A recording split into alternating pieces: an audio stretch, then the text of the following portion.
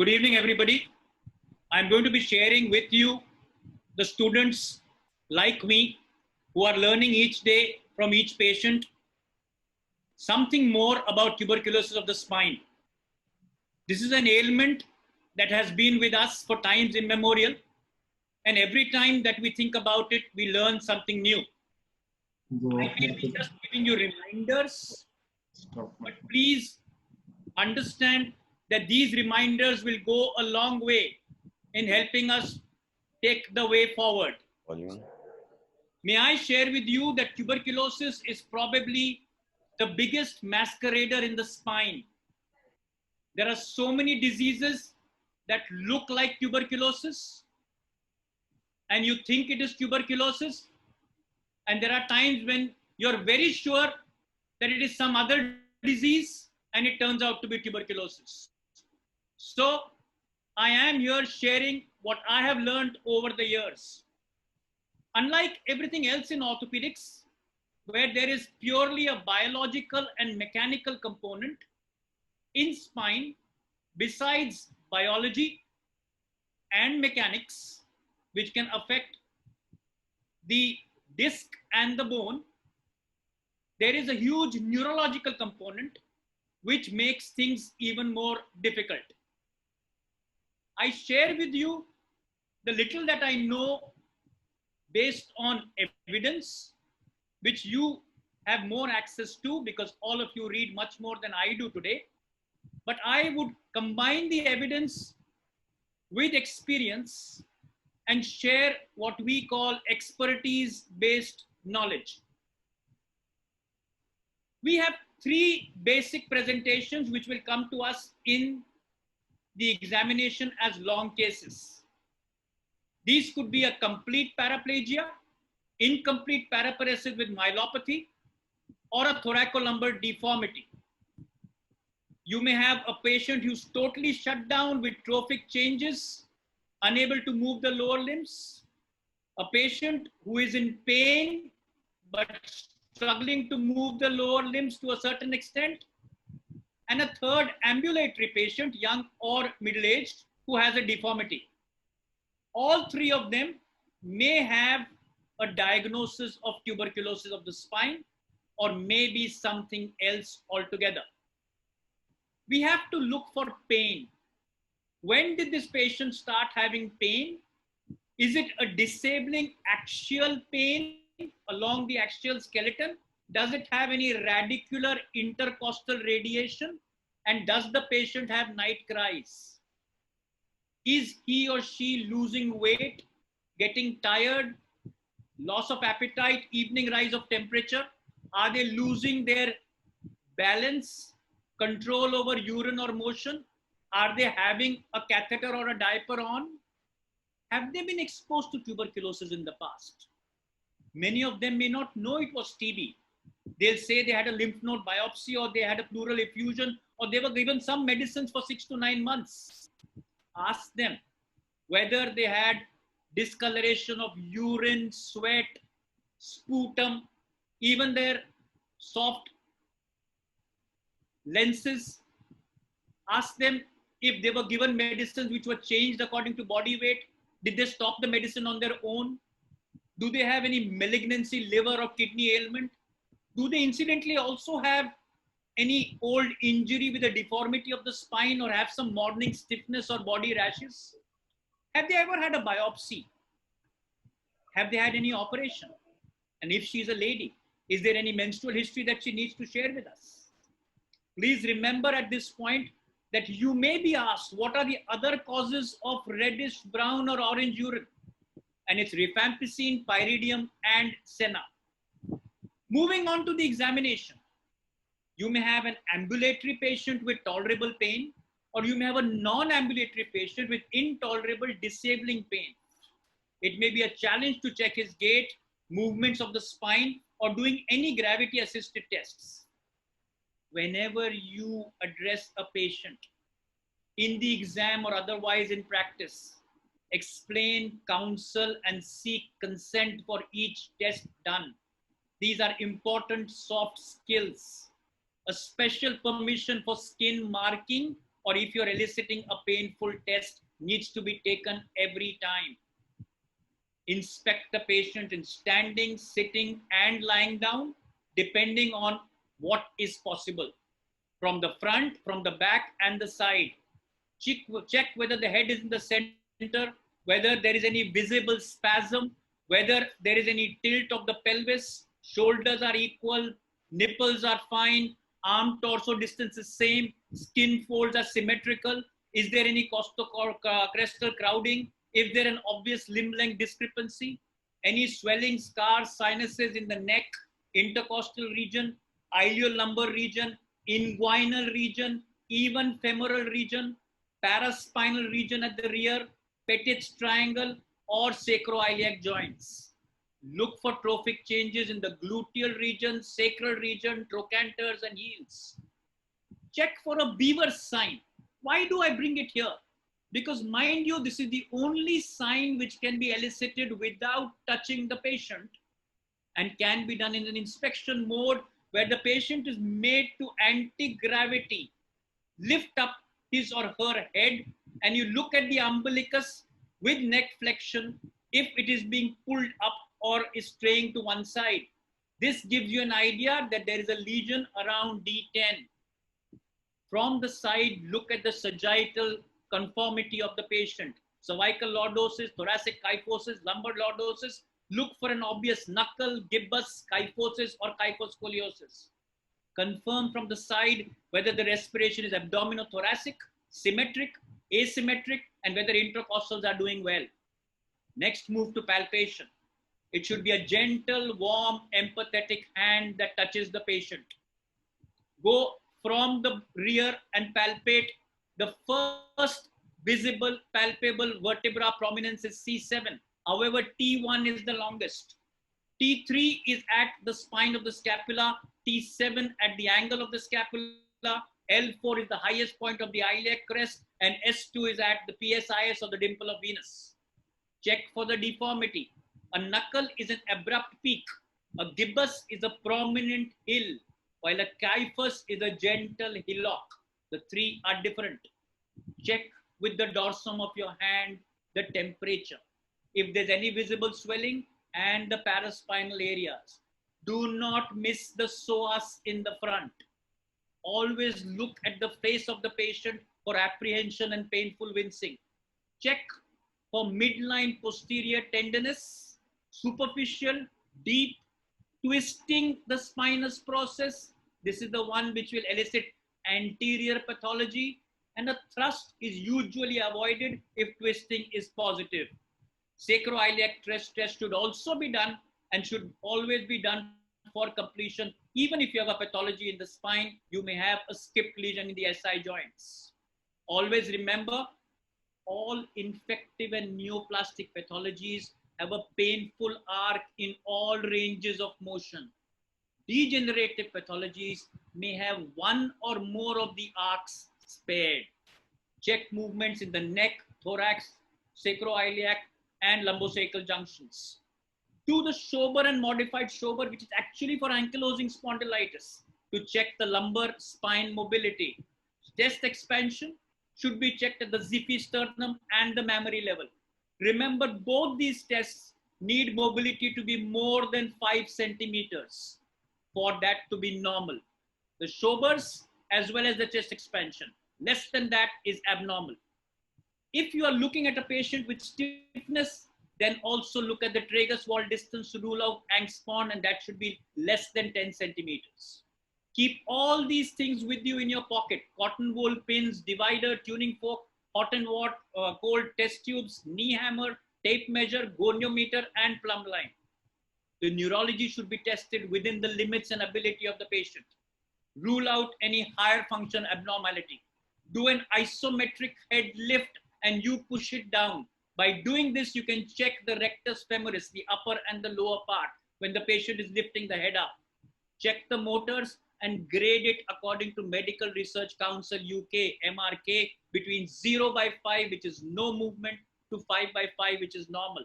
Sensory should be superficial and deep with pressure. Temperature, pinching, pinprick, and hair lift is crude.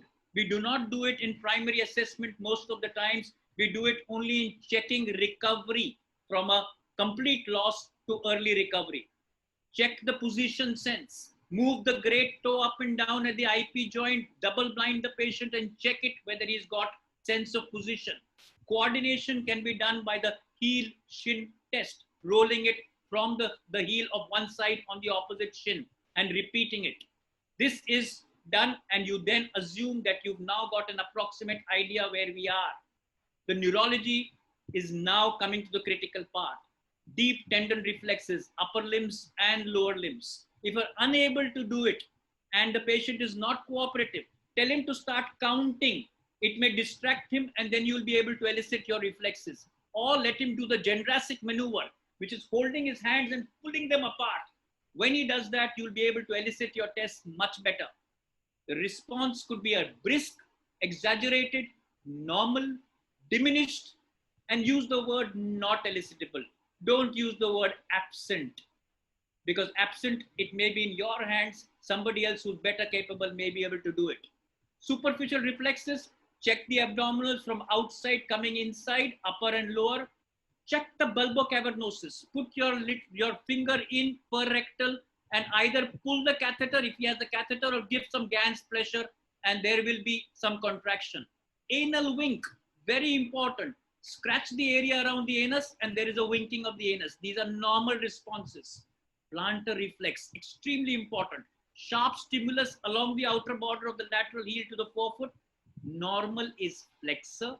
Abnormal is extensor with fanning. Having said this, there are two other things we have to look for.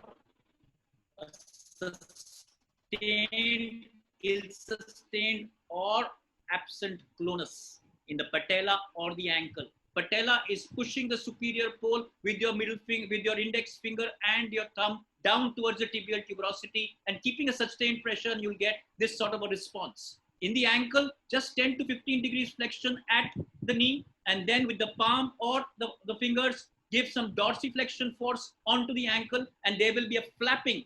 These are all suggestive of clonus. More than 30 seconds is called sustained. Less than 30 seconds is called ill-sustained, and normal people do not have clonus. Check also if there is an insidious incidental cervical myelopathy along with the thoracic myelopathy. Do a Hoffman sign. In Hoffman sign, you look at the middle finger, stabilize the DIP, distal interphalangeal joint, and passively strike it. Having done that, you will get a response of all the other digits with a flicker or a flexion. This is a positive Hoffman sign. Having said that, you will have a sensory and a motor level in your mind where the lesion is. There will be different spinal and vertebral levels, and you need to follow them. These are the important tests.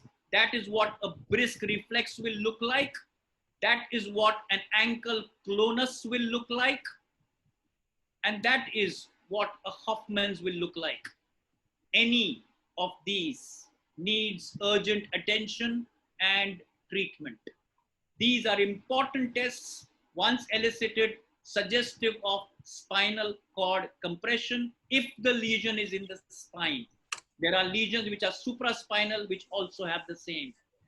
Having assumed this, you are then told to classify what you think the patient has. And if you feel it is tuberculosis of the spine, you may be asked either a Kumar's classification, which is a modification of Tully's, or Jane's modification of Tully's. All of these are available and you need to classify it. Earlier, before the AKT came in, there was a Seddon's classification, and at that time, there was just an early onset paraplegia in extension and in flexion. No more that we follow those. How do we manage? This is where the whole problem begins. We as spine surgeons have blinders or blinkers and a very narrow vision as far as managing of the TB spine is concerned. Questions that need to be answered. Is the writing on the wall? Can we treat TB of the spine as an isolated entity just as orthopedic spine surgeons? Or do we need to be more proactive, more aggressive, more attentive?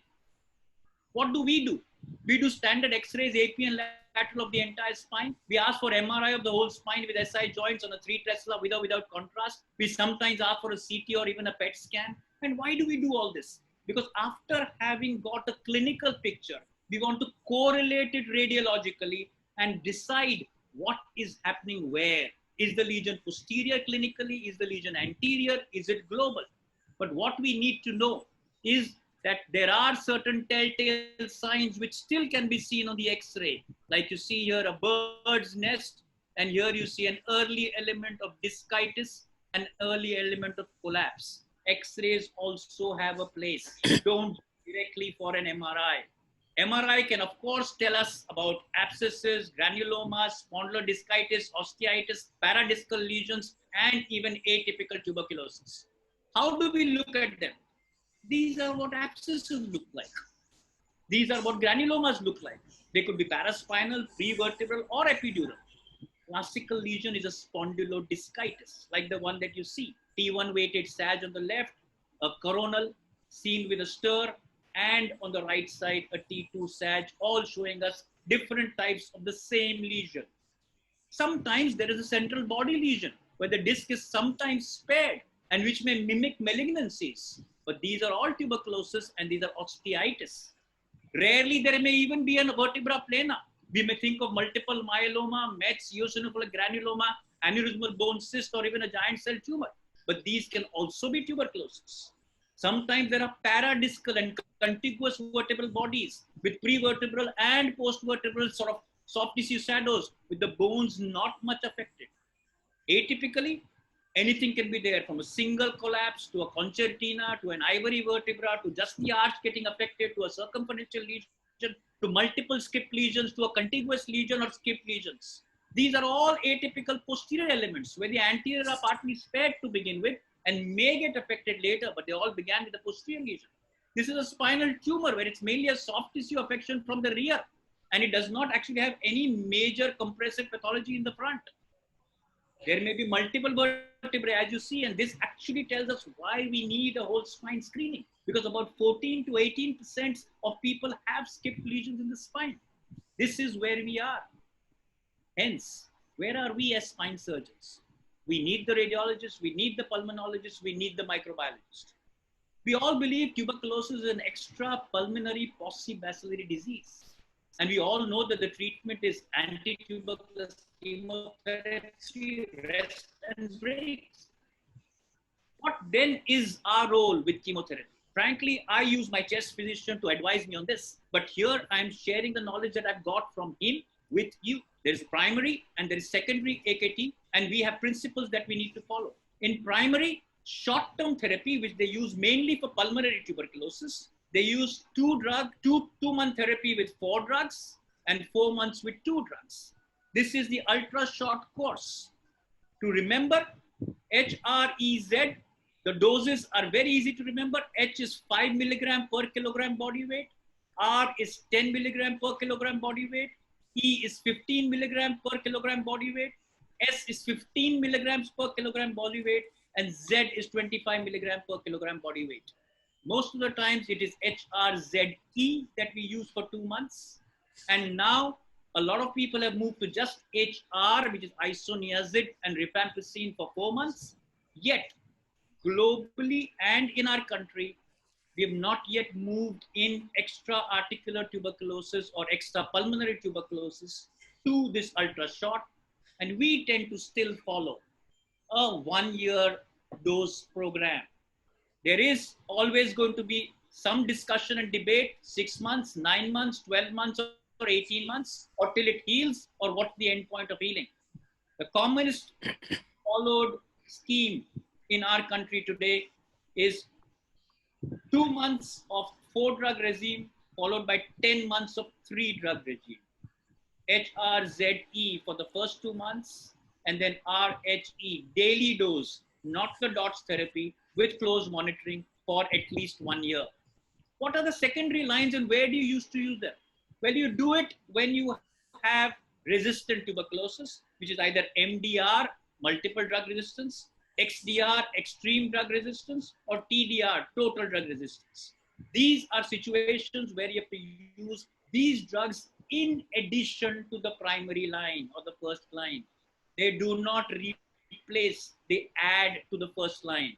These drugs are multiple with various dose schedules, which it's best to involve a chest physician, and we should not be prescribing them directly because the side effects are far more difficult to handle. But we should know that each one of them has a combination of bactericidal and bacteriostatic, which need to be combined together and not just adding one drug to the failing regime.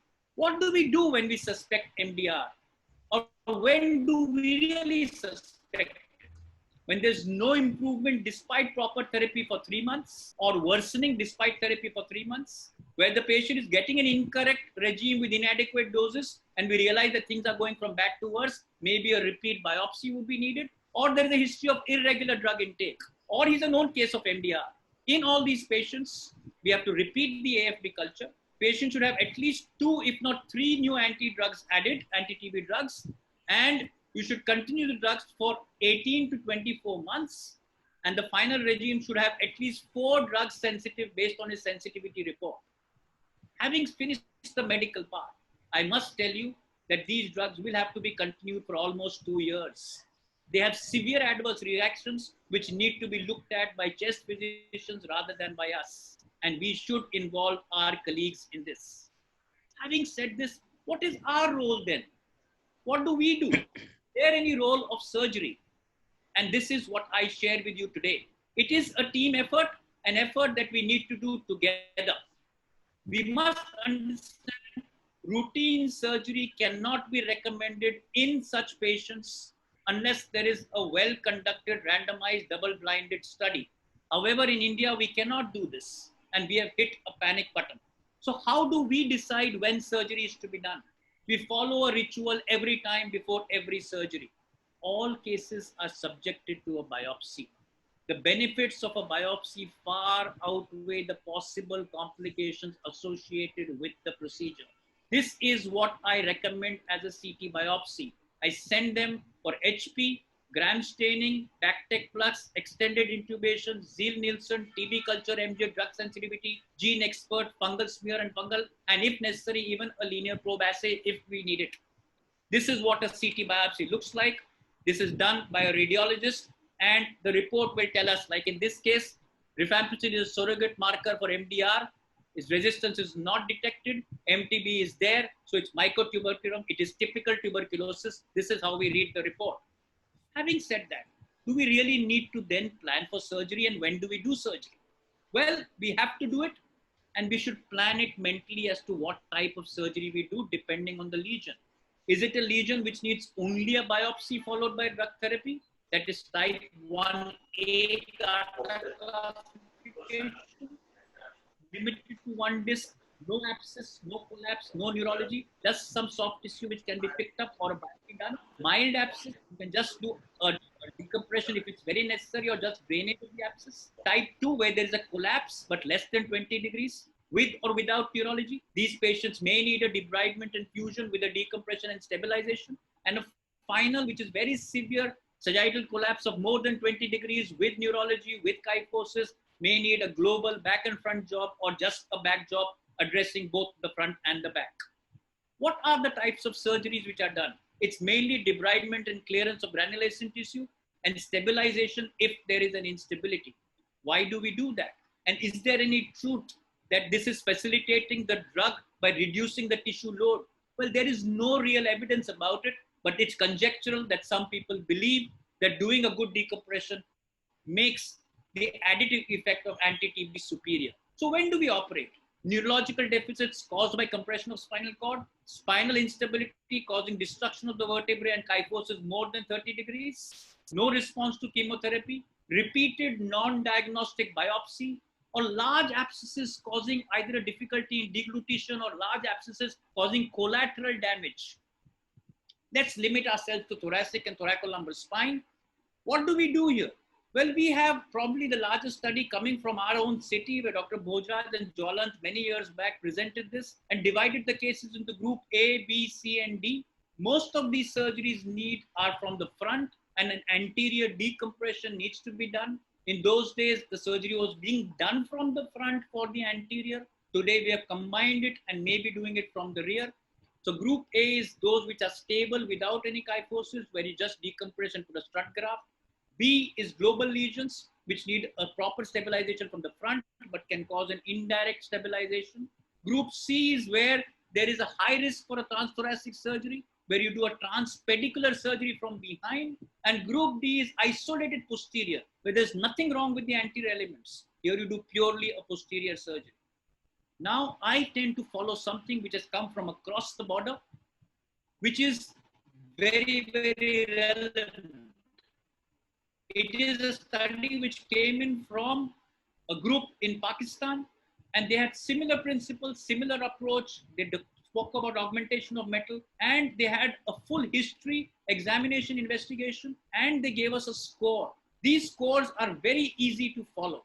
You get an A score from the clinical history, a B score from the clinical examination, and there's a localization coefficient. When the lesion is between D1 and D10, the localization coefficient is 2.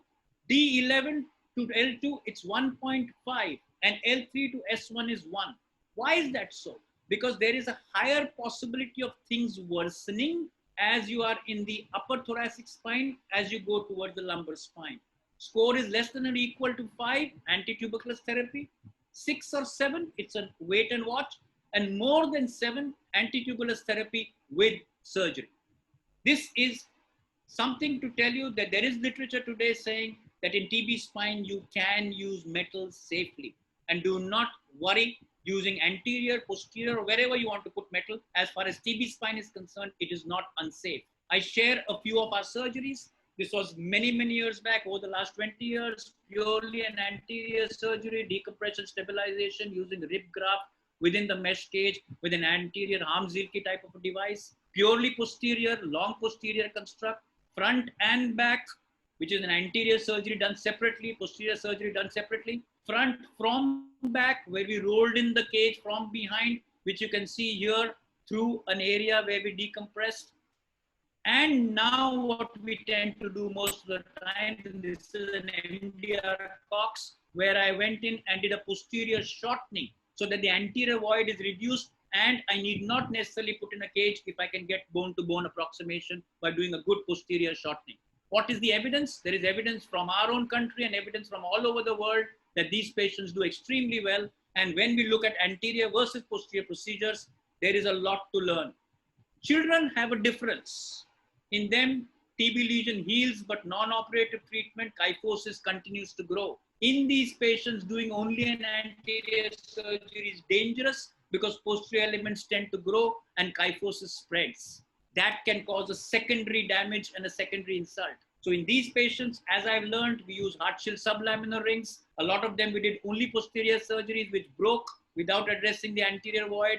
We use short segment. And in this patient, we put this large rib graft or a fibula graft. In this case, it was a rib graft. We've also used mesh cages in children. We've used fibula graft in smaller children and put them with back and front. So we tend to do global surgeries, whether it's screw rod with a modified PSO or long constructs, but we do a back and front. Need not be a front anterior surgery, but a surgery from the front, from the rear.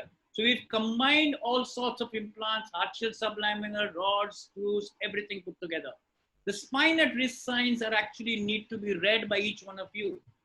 These are present in children. Rajsekharan's article tells us there's an exponential increase in kyphosis in children and that these patients need to be looked at differently. He's got 4 spine at risk signs. Each one of you needs to know. A is separation of facet joints. B is a posterior retropulsion. C is a lateral translation. And D is a toppling sign. These tell us that these are global instabilities and need to be addressed not just from the front or not just from the rear, but as a composite front and back job. You can even predict the kyphosis by a very complex formula, but if you use it, it works in 90% accuracy. Y is equal to A plus BX, where we calculate Y as the final deformity, X is the initial loss of the vertebral body, and A and B are 2 constants, which is by Rajsekharan group as 5.5 and 30.5. So what's the evidence coming towards the end? Anterior radical debridement and reconstruction using titanium mesh cages is an acceptable surgical option for treatment in thoracic and thoracolumbar spine. Solid bone bony fusion does occur. However, you need separate anterior incision and anterior morbidity is associated.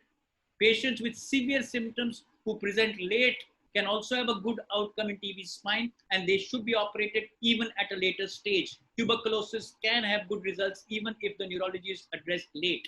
But finally, what is most important, though anterior approach is a favored method for debridement and decompression, as the lesion is anterior, there's increased morbidity related to transpleural approach. The posterior and posterolateral approach gives reasonable access to the lateral and anterior aspects of the cord for equally good decompression, better functional outcome, and significantly better sagittal plane and kyphosis correction by the posterior approach are strong pointers for a posterior approach.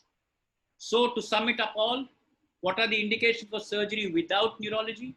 Progressive bone destruction despite anticox, failure to respond to conservative therapy, increase in abscesses despite medication, uncertainty of diagnosis despite repeated biopsies, mechanical instability, a destruction of more than 2 vertebral bodies giving kyphosis, prevention of severe kyphosis in young children with extensive dorsal lesions, and large paraspinal abscesses causing collateral damage. This is where surgery is indicated even without neurology. But those with neurology, if there's a new or worsening in neurology, late onset paraplegia also is an indication for surgery. Neural arch disease, painful paraplegia in the elderly is an indication for surgery. Spinal tumor syndrome, which is an epidural tuberculoma without much of osseous involvement, but causing neurological deficit, is an indication for surgery. Does surgery actually reduce the tissue load? Does it actually eradicate the disease? The answer is no. Then why are we operating on patients with extreme drug resistance and total drug resistance in tuberculosis without a deficit whose fates seem to be sealed? Well, we are doing it because we believe that we are doing good. We believe that there is a duty that we need to fulfill. Do not let the fruit be the purpose of your actions so that you won't be attached to not doing your duty. Please understand, this is a very unfortunate, lonely situation for patients. And if they are willing, we should, in tuberculosis of the spine, offer them something better than this. Finally, something that I've been thinking for more than 30 years, can we eradicate tuberculosis before it eradicates us? Please think over it. I do not get sleep at times when I think of TB this way, and maybe someday you will feel the way I feel, but you will still believe that having faith is better than having fear, because we live in the hope of a better tomorrow. Thank you all for a very patient hearing.